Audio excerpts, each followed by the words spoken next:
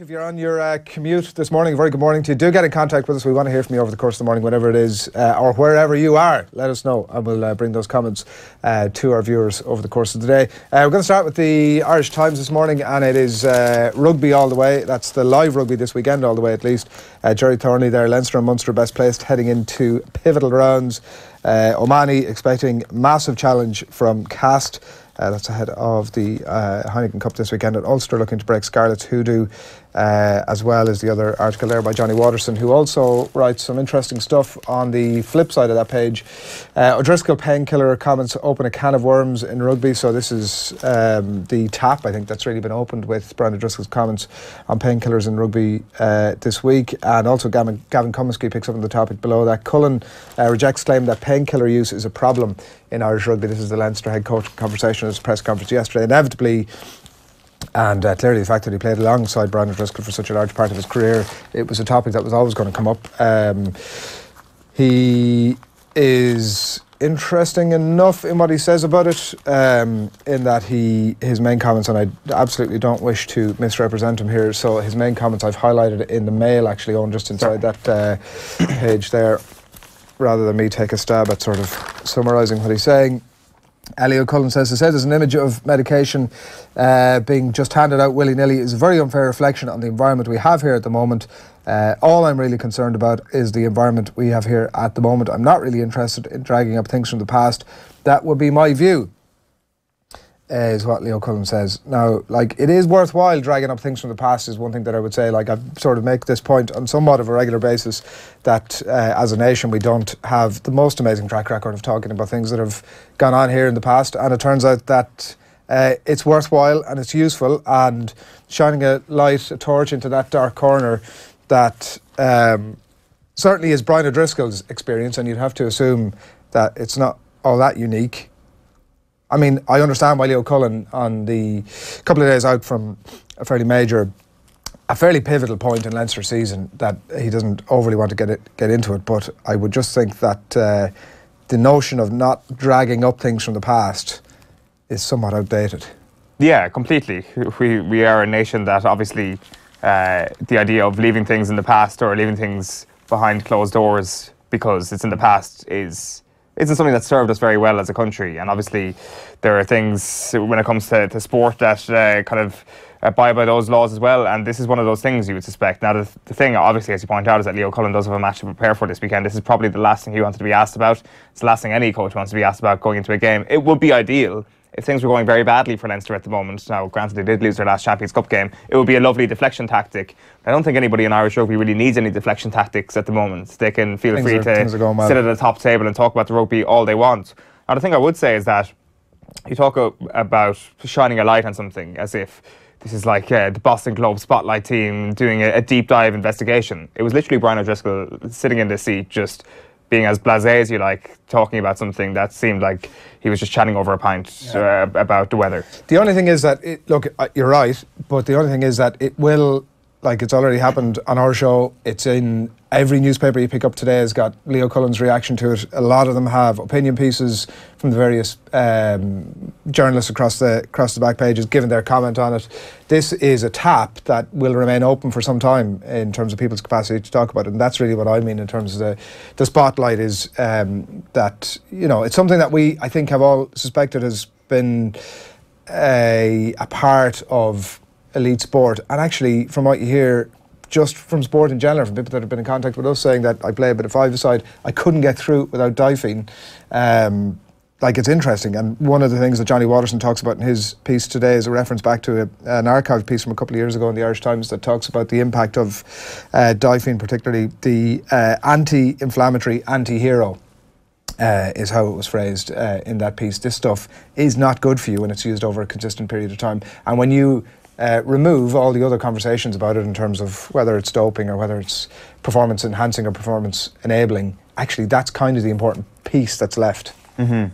I often wonder this, like, philosophically, if you were in a position where you're a professional rugby player now, and it was as simple, I know it's not as simple as this, but if it was as simple as Diphene can help you survive your last 5 years of your career, are you taking Diphene on a regular basis, even if you know long-term consequences? It's hypothetical, but as much as you can possibly tell, you most likely are. I would say most definitely. Yeah. Now, the only counterpoint to that would be that if I was exposed to a lot of conversation about it, and a lot of information and a lot of knowledge about the impact that Diphene can have in you in the long term. And I was reading the various stories that are out there and in rugby as well, of players who've been impacted on by the continual use of drugs like Diphene.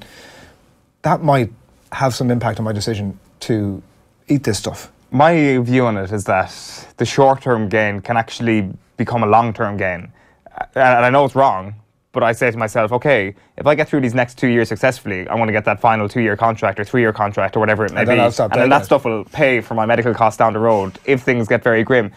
Maybe that's just way too much of a short-term view, but I'm not, like, I do wonder if you're a professional athlete and you've actually been ingrained in a culture all your life, perhaps that view is hardened further.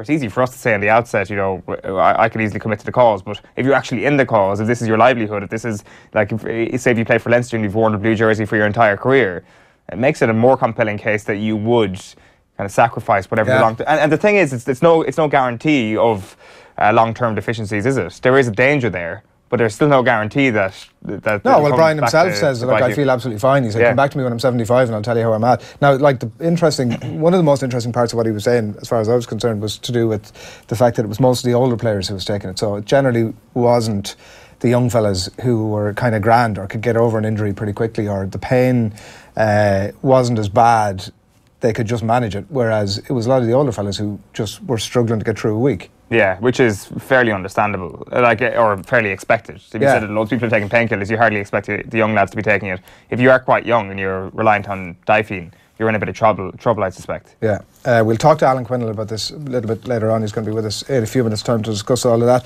It's a theme that's also picked up in the Irish Examiner this morning, medication in rugby under the spotlight, but Cullen dismisses talk of a painkiller culture. That is in the Irish Examiner this morning, and Ronan O'Gara there as well. The rest of Europe, here's a warning, keep an eye on Munster, who are in action. Obviously a huge game for them against Cast this weekend. In the Irish Independent this morning, it is Donegal break €1 million mark as price of success rises. Let's come Keys here. Ulster champions join Big Spenders Club, while Kerry highlight challenge of backroom costs. The biggest thing about this really is how unsurprising almost it is. Now, it's just another county that have topped some sort of a monopoly type money ceiling. Yeah, basically, it's. I'm not shocked by any of these numbers. No. Like, at some point or another, it'll be a vast number of 1 million, and Dublin will probably hit it first, and Kerry will come in somewhere, and Mayo will come in, and so suddenly it's just a thing that's done. This is what happens. The thing is, obviously, and Keys pointed out in the article, is that the spending that Donegal are now going with is far bigger than their All-Ireland winning challenge. So in the space of 6 years, things have got exponentially larger at a rate that they probably haven't grown at before. That's obviously for a number of reasons. You would say that the elitism over the last 10 years in the GEA has developed at a rate that no other decade in the GEA has seen. And also with the economic recovery, people are throwing around money much more liberally. There's also the advent of tours to the United States from a lot of these counties, like Kerry's mentioned there. They've had very successful trips, very lucrative trips to the United States, and all that ties into the ability that you can spend as much as you think warrants an All-Ireland challenge. And the view really is now that to challenge the Dubs, you need to be as professional as the Dubs, and it does come back to them ultimately when it comes to these football teams. They all want to win All-Irelands, and who are you looking at if you want to win an All-Ireland? You're looking at the best in the business, and to be honest with you, there is the perception out there that to beat the Dubs, you got to spend like the Dubs, and that may not be an honest appraisal, and that's probably not fair on Dublin, but you've got to do every little thing you possibly can. Well, I think people accept that it's certainly a factor in the bigger picture of things. Sure. It facilitates higher level of professionalism, to use that word. Yeah, I think they're all factors in this. So, like, as you say, it's not surprising at all, but the figures are there in black and white by Colin Keys. Darren Saran, by the way, on YouTube says, please cut down the painkillers content by at least 75% from yesterday. Was there a lot of Painkillers chat yesterday? I would say we're going to be down by 75% today, so don't worry about that. Also in the Irish Independent this morning, Cullen expects Lancaster to remain with Leinster. It was a bit of a, I don't know if you saw these quotes, I heard these quotes yesterday, but it was a bit of a lukewarm sort of a, like, do I think he'll be around? Yeah, I kind of think he'll be around. I mean, in a way that, to be fair, I guess it's very difficult for Leo Cullen to, he's not going to be giving anything concrete on it one way or the other, but he's obviously a man in demand, is Stuart Lancaster, rightly so. Yeah, he basically said he's happy with Leinster. Like, Joe Schmidt is currently happy with Ireland and he's leaving. Just because he can leave in a happy place.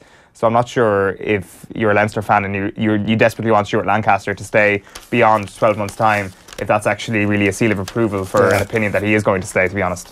A nice picture as well there on the back page of a couple of Connacht players, Ultan Delan and James Connolly. Yesterday at Galway Hospice, launching a new relationship between Connacht Rugby and the Galway Hospice, so a nice thing to do there.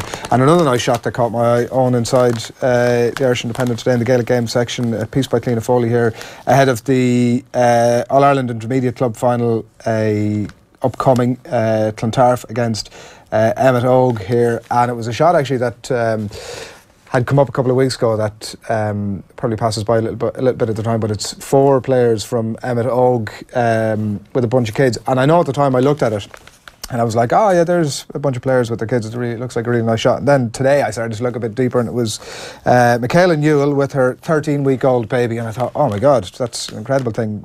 You've mentioned, obviously, we've had a new arrival in the house, not 4 weeks, and from my perspective, I certainly wouldn't be looking to, if I was in any way capable of playing any elite sort of sport I wouldn't be looking to get back to it anytime soon. And that's just me, obviously, having been through absolutely nothing. Marion McCarville with her 12-month-old, and then Charlotte McManaman with her 4-week-old. That's incredible. It is. That's some going. A lovely shot there. And Anita Newell holding Charlotte's 2-year-old. So that's in the Irish Independent today, page 56. That's your one there. And I think the last one for me is the Racing Post. Aston Thriller. Well, it's Aston Thriller. I know that, but it doesn't really work when you say it that way. Just for radio listeners. Aston Thriller. Don't let Adrian Barry trick you into believing that the Racing Post said the term thriller on the back of their newspaper this morning. They should have done. They should have done, obviously. Back page of the Irish Daily Mail is IRFU by back rugby chief saying the pain protocols are all in order. Back of the Herald this morning is we must shack it up. Pool Ace wants Reds to be brave in pursuit of City, while Gibraltar are aiming to spring a surprise. So they believe they can use home advantage to frustrate Ireland in the Euro 2020 qualifiers, apparently. Back page of Was it Gibraltar that we played in Portugal? I mean, I was actually, from scant recollection, actually at this game. Faro. Was it in Faro for the last World Cup qualifying campaign? I think so.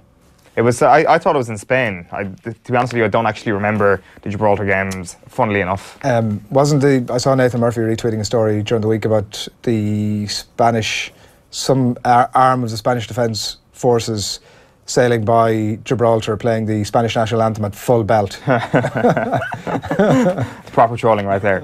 Back at the Sun this morning is £40 million to get Poch. United line up mega raid for Spurs boss. We'll get back to that in a moment. You can also see Joe Gomez there in a moon boot. He's got a broken leg. He's going to be out for 6 weeks. Just a quick look at the front of the Sun this morning. High Goon. Says the top of this page, Arsenal aces pass out in hippie crack binge at nightclub. Another story we're going to sink our teeth into. We're going to inhale that story in full flow in a few moments. Back of the Mirror is Sturridge. Sturridge cheat. Furious Dyche accuses Liverpool striker of diving. It is the beef he didn't expect to see in the Premier League. It's Sean Dyche versus Daniel Sturridge. It's the fight we didn't need, but it's the fight we did need, really, when you actually see some of the quotes. It's pretty good stuff. And it says it on the back of the Irish Daily Star as well. Cheat. Dyche blasts diving Danny. And a couple of the other stories here. Lukaku and Pog must go, says Paul Ince. And Leo says drugs are used safely and not all rosy at Wembley. Danny Rowe says the process of playing at Wembley has lost its magic and he can't wait to get moved into the new White Hart Lane. Back of The Guardian this morning, it's an interesting one. They've got an exclusive interview with Frankie de Jong. I want to finish the season well with Ajax. Then we'll see.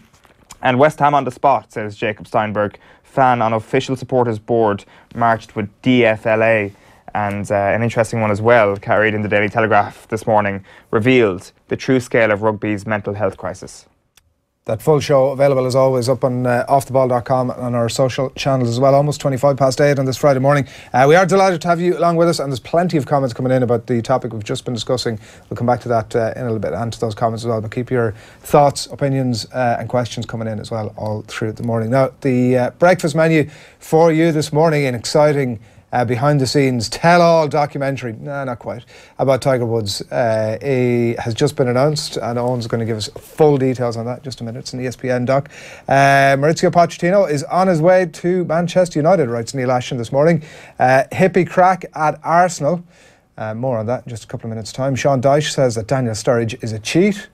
And Danny Rose has had enough of playing at Wembley. So that is the breakfast menu this morning. And to kick it off, Owen, Tiger has made a tell-all, behind-the-scenes, never before seen footage documentary that is going to give people, I think, from the detail that I've consumed on it, a real insight into Tiger Woods in a way that we've really never ever seen before. Well, people are saying there's 18 days until Christmas. Well, let me tell you this, there is 23 days till Christmas, because on December the 30th, we are getting a brand new Tiger Woods documentary about the year 2018. ESPN are producing it, and as Golf Digest writes, at times Tiger Woods' 2018 was so unbelievable you would have thought it came from a screenplay. While his story was very much real, it's now getting the silver screen treatment. ESPN announced on Wednesday that it's producing a film on Woods' historic comeback season set to air on December 30th, which is, of course, Tiger Woods' birthday. So with Obviously. Whereas, as ESPN say, with new never-before-seen content, including multiple interviews with Woods, viewers will get behind-the-scenes access to PGA Tour events central to Woods' return, including the Valspar Championship. Oh, the Valspar. And the Tour Championship, no less, featuring stylised off-speed cameras and inside-the-rope viewpoints, the ESPN press release said. The film will also touch upon Woods' growing role as a leader and mentor on the PGA Tour, highlighting his role as captain's assistant at the 2017 President's Cup and the announcement made in March that he will captain the US team at the 2019 President's Cup in Australia. Now, the question is, who else from 2018 deserves a documentary? Is Tiger Woods the most deserving of a documentary made by ESPN in 2018? Let's pretend that ESPN cared about Irish sport for a moment and things that we care about as well. Like, who else deserves it? Like, I'm surprised that this is the only documentary we've seen that has been made with such a knee-jerk movement. As in, it's like, oh God, this would be a pretty good, lucrative story right here. And I mean, that's it's only a section of a very lucrative story. They did plan it out, obviously. They've got behind the ropes footage, so, you know, that's behind the ropes interviews. Behind the ropes something. I mean, I'm not even quite sure what behind the ropes means, but it's just Ken on the course. Inside basically. the ropes. Inside the ropes? Inside the ropes. Yeah. Ken on the course for 2 hours. I mean, that's now I could get behind that. That makes sense to me. It's just going to be him reading Tiger Woods poetry, looking at balls moving in different directions on the green. That's what the whole documentary is going to be. If there was if you say behind the ropes, a Tyson Fury 2018 documentary, if there was a fly in the wall version of that, that would be something that. Now, I did say behind the ropes, and obviously the expression is inside the ropes. But yeah, you did kind of mess that up. I'm not as up at the boxing parlance as you would be on. No, well, obviously, who is? Tony McGregor, for one. Don't mention that name around here. Where are we going next? The Hippie crack? Pochettino to Manchester United. Exclusive by Neil Ashton here. I mean, it does seem to have some sort of meat on the bones, chicken on the bone, to use the golf expression. United line up mega raid for Spurs boss, 40 million quid to make Maurizio Pochettino. This has been rumoured in terms of being an exclusive, it has been rumoured for quite some time. Well, it's been based on fact for quite some time. Yeah. Himself and Alex Ferguson met for lunch famously a couple of years ago. Yeah. And at that point... Well, we all know that Fergie doesn't meet anybody for lunch who isn't a potential future Manchester United manager. Well, obviously. He's just, you know... That's it. That's his thing. That's his thing. So I think it was summer 2016 when he tried to persuade him. Like, the question here is obviously... managing Manchester United will be far bigger for the profile of Maurizio Pochettino than managing Tottenham Hotspur. And let's not forget that Jose Mourinho is coming off a historic treble last season. He's probably not going to win a trophy this year, but he won a treble last year. So all signs would suggest that Maurizio Pochettino has a better chance of eradicating the black mark against him with Manchester United. That black mark being that he still hasn't won a trophy in English football. The question is, though, will Manchester United really provide a better opportunity for him to win a trophy in English football? Well, probably yes, and primarily because he can spend what he likes. Yeah. So I would say on that basis, I understand your point that maybe you're asking, are Manchester United a better team currently But they're obviously not currently, but he could probably make them a better team than Spurs. Well, he'd also end up bringing a bunch of those players with him, presumably. You would think so. But if you see this, I've got a sense that this is really, that the United hierarchy are legitimately thinking about this. Neil Ashton has good sources. Yeah, now, in terms of the, sorry to interrupt, Manchester United prepared to fork out up to 40 million to make Pochettino the next boss. The Old Trafford hierarchy have decided that the Tottenham boss is the only man, in capital bold, to replace Jose Mourinho next summer. There's no plan B, is what they're saying here. They're all in. Yeah, and I think they've got a hell of a chance of getting him, and I think they need to make this move pretty soon, and they need to give concrete information to a number of players, namely Paul Pogba, that there will be a new manager coming in next summer. Yeah. Now, when do you make this move? Like, the possibility is, now Jer's been saying this all week, that Jose should sell Paul Pogba and Lukaku in January. Oh yeah, if I'm Jose, why would you not? Why would you not? The problem is, Jose doesn't have the final call on a lot of those decisions. Well, I suppose he'd get a good indication about his future if he wanders on into the hierarchy and says, "Hey lads, thinking about selling Pogba there. What are you thinking? Tell you what, Jose, we'll have a think about that for a while. We'll come back to you." Do you not think he would have got the same indication at the end of August when he said, "Hey, I want to sign Toby Alderweireld there. I want to sign Diego Godin there. I want to sign Rafael Varane there." Yeah. And they say, "Actually, no." Do you not think he would have got that sense? Do you not think possibly not, because God knows how many players they go through in terms of... It's a slightly different dynamic where you're trying to attract a player versus I want to flog a player, where, you know, that's a player we don't have versus, you know, I want to get rid of one of our stars, one of the most highly rated players on the planet. Page 10 and 11 in The Sun is the big news this morning. We're going to get wasted. It's an exclusive. It's an exclusive. We're going to get wasted, it says. Stars' antics days before City defeat. It is a 2-page spread. It is covered and shrouded in black and white like CCTV. Arsenal aces inhale hippie crack balloons. Wild Bash has 70 girls and €2,000 vodka. Somebody was tweeting me this morning that €2,000 of vodka is a pathetic amount that he drank more in his own stag, which is a pretty fair summation. So we've got Lacazette, Mkhitaryan, Guendouzi, Mustafi, Aubameyang, Kolasinac and Ozil named at the top, like 7 criminals. We'll show you a couple of the screenshots from the Sun's website about the CCTV footage. So here is a couple of the lads. We've got Kolasinac in the corner there. We've got Ozil sitting beside him, and they're about to inhale some hippie crack. We can see Henrik Mkhitaryan at the bottom right. He abstains from hippie crack on this particular occasion. We don't know for sure if he's a hippie crack abstainer in general. Hippie crack, by the way, can we explain to people what hippie crack is? Because it doesn't really do what it says in the tin. So there's a nice little tab here by Carol Cooper, the Irish Sun doctor, saying the use of nitrous oxide as a street drug seems wider than ever. It's often called laughing gas, but its dangers are no joke.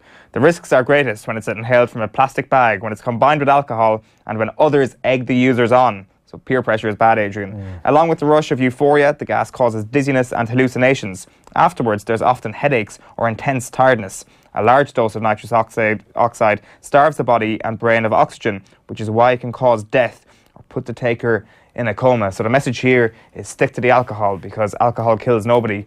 Let's have a look at the second image here from that night, and we can see somebody approaching Mesut Ozil and Sead Kolasinac, that person I believe to be Aubameyang, and then we can see on the left hand side Shkodran Mustafi, who is an expert on hippie crack, which we'll come back to in just a moment. You can roll the footage on a little bit moment, and we've changed camera and we can see the subtitle. Aubameyang, who's supporting a fedora hat, can be seen trying a balloon, causing laughter among the group.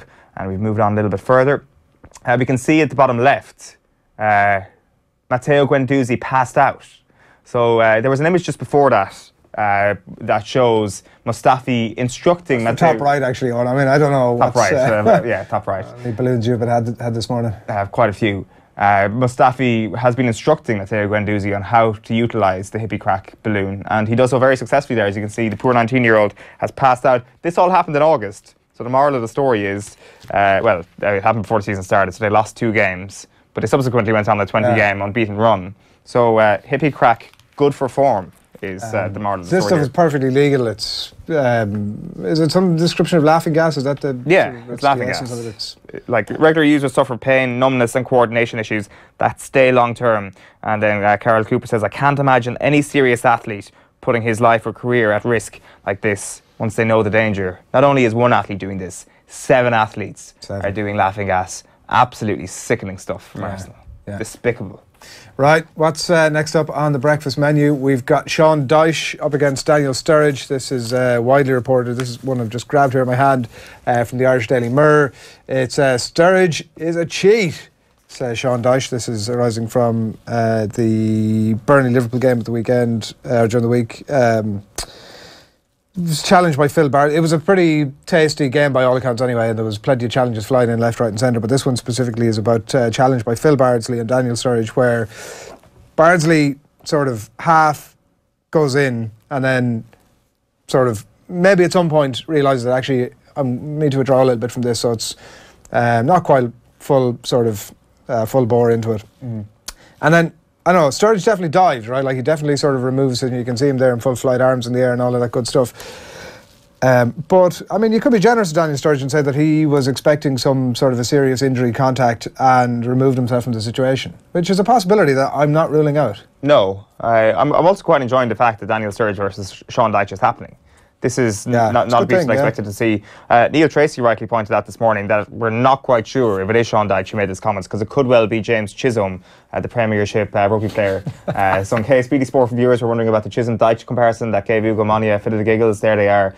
He looks kind of like a regen version of Sean Dyche. And then Chisholm himself after the game, tweeting, disappointing loss today. Congratulations, Crystal Palace. Would like to thank the travelling Burnley fans for the support. You were fantastic. Roll on next week. And the only other thing we wanted to get to in the breakfast menu really is Danny Rose saying that playing at Wembley has lost its magic, which, to be fair, if 30,000 people are showing up to watch you play at Wembley, the magic is pretty much gone. The only thing is that he's not playing at Wembley that much, so, you know, he's played 3 times this season, so the idea that he sizzling gets... burn from Adrian Barry this morning. The idea that he gets somewhat fatigued by playing at Wembley after 3 games is more of a reflection of Danny Rose than it has anything to do with the, to be fair, shithouse situation that is going on at the club. It's true, but like you're saying that he's not going to get many White Hart Lane moments when they move into the brand new spanking stadium. That's what I'm saying. That's your breakfast menu for this morning.